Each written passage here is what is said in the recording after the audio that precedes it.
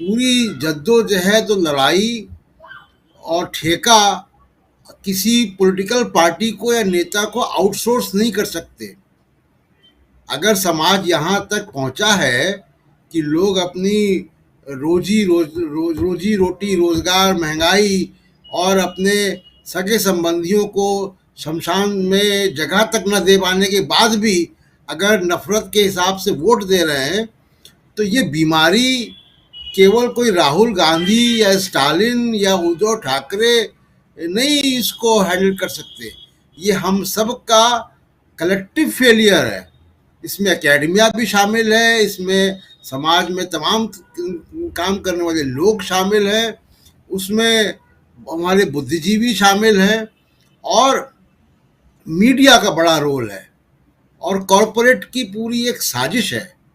हमारे और साथियों ने भी इसको कहा है, कॉरपोरेट की साजिश है। आरएसएस तो 90 साल से कर रहा था और आरएसएस के लोगों को हम भी देखते रहे लंबे समय से, लेकिन जब ये कॉरपोरेट के साथ आए, आप देखिए जब अडवाणी जी चले थे राम मंदिर बनाने, तो उनके दाएं बाएं अंबानी अडानी नहीं थे।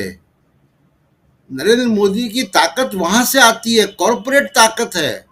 मीडिया है वो 24 घंटे भी एक इंडिपेंडेंट मीडिया, जो कि पिछली सरकारें झेलती रही हैं, चाहे वो देवगौड़ा हो, गुजराल हो, मनमोहन सिंह हो, नरसिम्हा राव हो, वीपी सिंह हो, कोई हो, वो इंडिपेंडेंट मीडिया का सामना करते रहे हैं सारे प्रधानमंत्री।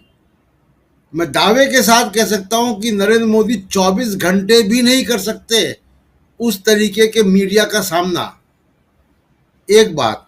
दूसरी कि देखिए, जो 2024 की पृष्ठभूमि और उसकी बात हो रही है, इस देश में अगर हम एक केवल पैरामीटर लें कि कितने एमएलए हैं, तो 4034 एमएलए हैं पूरे देश में और बीजेपी के पास 1365 एमएलए हैं। अभी ये 5 राज्यों में चुनाव हुए, 50 एमएलए उनके कम हो गए और कांग्रेस के 700 एमएलए हैं।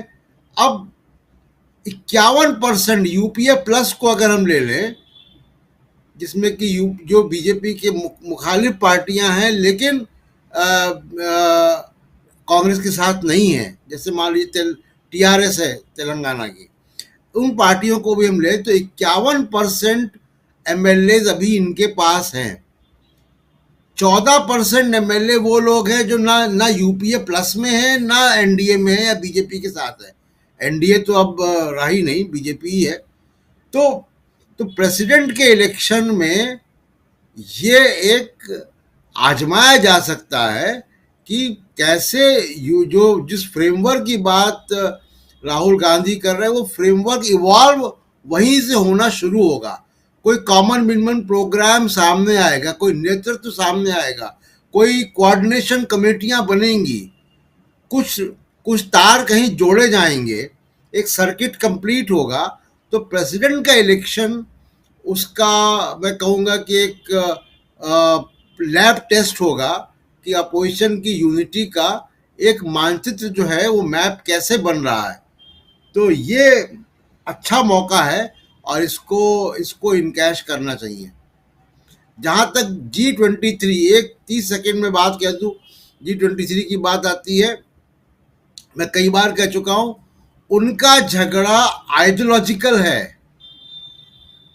राहुल गांधी से उनका झगड़ा वैचारिक है। वो 2024 तक भी ऐसे ही बोलते रहेंगे, 2024 के बाद भी ऐसे ही बोलते रहेंगे।